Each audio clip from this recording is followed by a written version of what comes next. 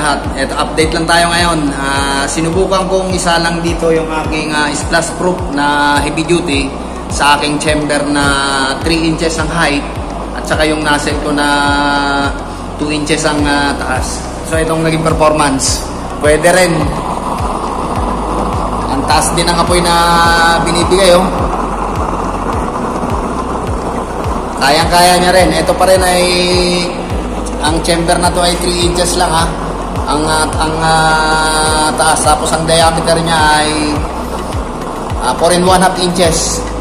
Okay, so subukan natin kung gaano kalakas ang kulo na ito kapag nagsalang tayo ng magiging 1 litrong tubig. Tignan natin yung kulo.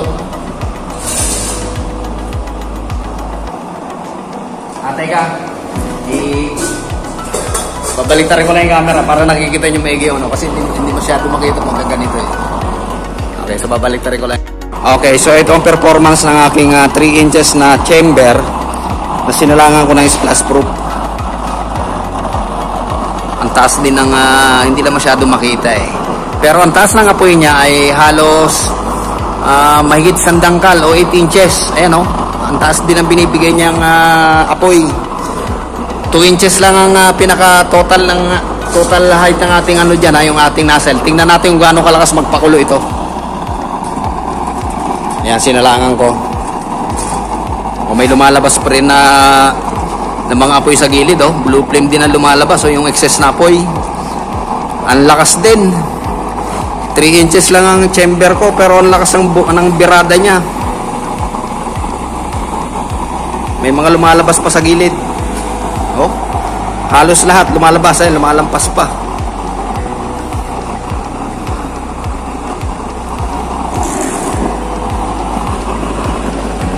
Ayos ko lang, wala sa level ang ating kuha na yan.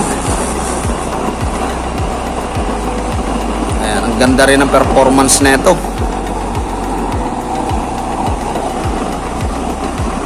O na may mga lumalabas sa mga blue flame din sa gilid, eh, oh. Tingnan natin yung kanyang kulo kung maganda. Hindi na natin masyado makita yung loob, kasi sarado, eh.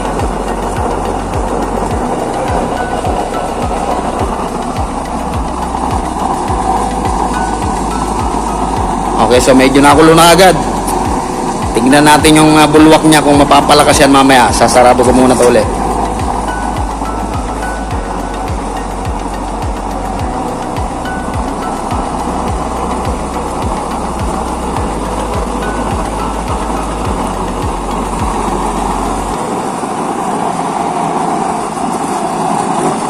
Okay, so ayan, natignan na natin yung kulo. Ayos din, malakas din ang kulo, halos parehas lang. Halos parehas lang ang kulo ng may splash proof at saka wala. Ang lakas din, eh, oh.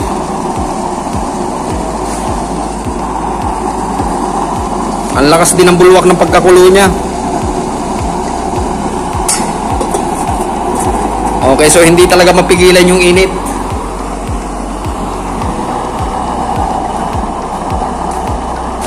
Okay, so babalik rin ko na yung camera. Pwede rin pala siya sa may splash proof. Tinesting ko lang kung pwede siya kasi masyado mataas itong aking splash proof na heavy duty na ito, eh. Pero eksakto siya sa chamber na 4 1/2 ang diameter, ang outside diameter. Last center, sa center lang natin yan. Okay, so babalik rin ko na yung camera. Okay, so hanggang dito na lamang muna ulit. Pwede rin pala itong aking chamber na ito na merong splash proof. Kahit na mataas ang ating splash proof, kayang-kaya niyang birahin, kayang-kaya niyang magpalabas.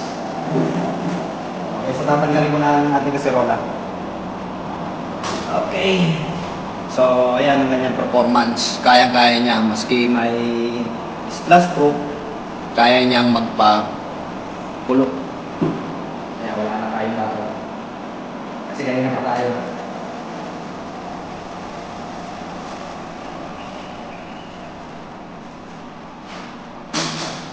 Okay, so tatanggalin ko yung ating splash proof para nakikita nyo.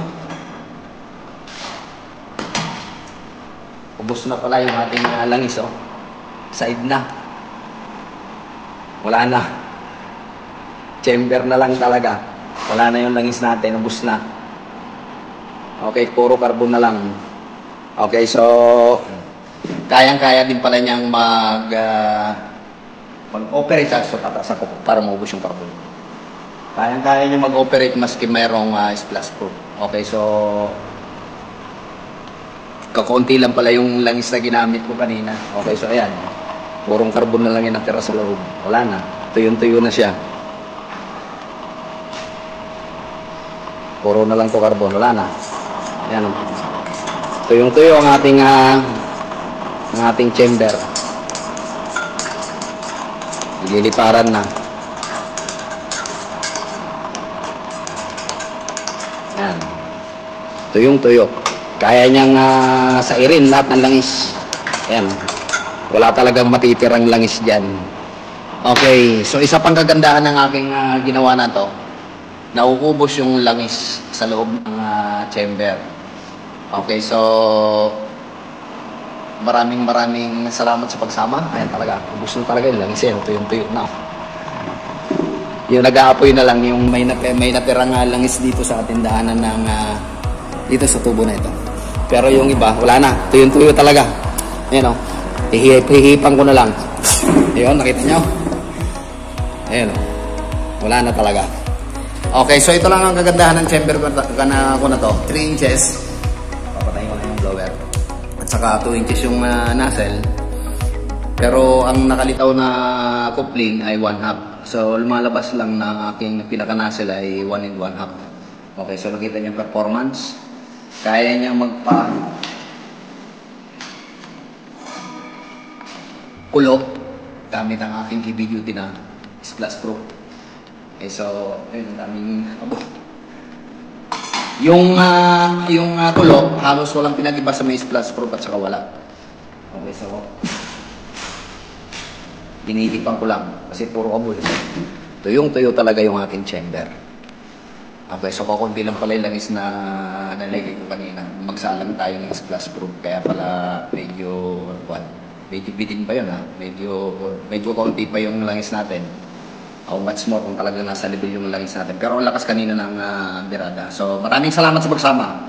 Abangan nyo pala uli yung update na gagawin ko rito. May mga iniisip pa ako rito. So,